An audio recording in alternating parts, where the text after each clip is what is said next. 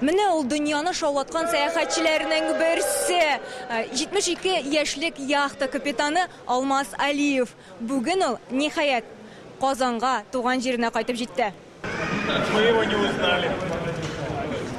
Менә монда бик каты киләсе килде, эшләрне ташлап килдек.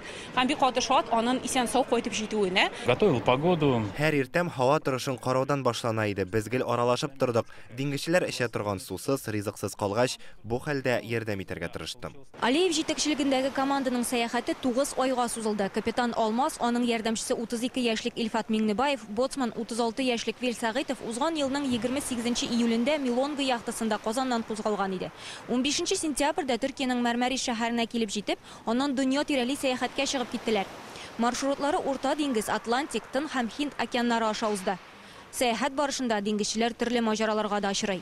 На самом деле эта пандемия очень повлияла. Пандемияның йогынтысы зур булды. Башта китү-китмәү мәсьәләсе икеле иде. Аннары бөтен шикләр ябык. Агентлар ярдәмендә керергә кирәк.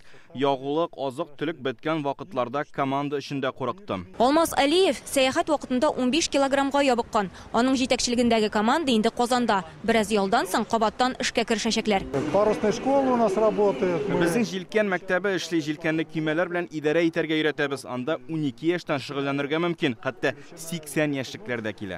Җир тирәли сәяхәтне диңгезчеләр ТАССРның 100 еллыгына багышлый. Алар белән бергә ТАССР әләме дистәләгән илдә булып кайта. Кабаттан җир тирәли сәяхәткә Алмаз Алиев 20 елдан соң 92 яшендә чыгып китәргә ниятли. Динә Исамдинова, Игорь Романов, Яңа гасыр каналы.